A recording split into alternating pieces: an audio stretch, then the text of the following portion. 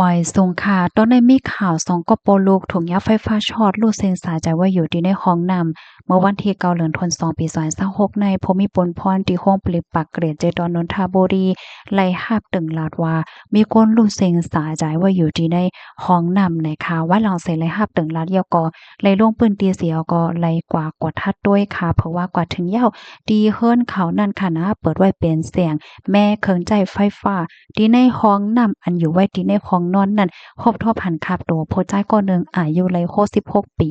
เป็นก็เป็นปอค่ะเที่ยงก้อนหนึ่งซ้ำอายุเลย22ปีเป็นลูกจ้ายเนี่ยค่ะมีค่อยไม่ว่าสังว่าเฮ็ดจังไหนไหวเฮ็ดจังไหนคะตั้งฝ่ายภูมิพลพรเขาในทัดด้วยคิมฮ้อมนั่นเนี่ยก็ไล่ครบถ้วนหันว่าสายไฟ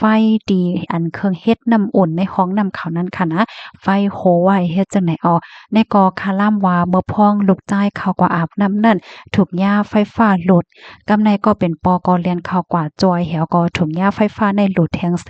ถึงที่เฮ็ดให้ปรู้เซ็งสาใจกว่าตั้ง2ก่อนะคะตั้งฝ่ายภูมิพลพรก่อไล่เอาคาโตคา2ก่อปลุกใน2กว่าที่คงยาเส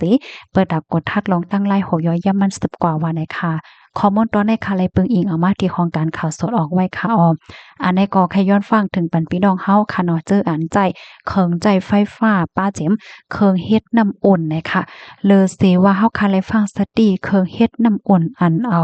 แก๊สเฮ็ดยาวค่ะนะอันเอาไฟฟ้าเฮ็ดเนี่ยก็ลิฟังเหมือนกันในค่ะเนาะกำนั้นแล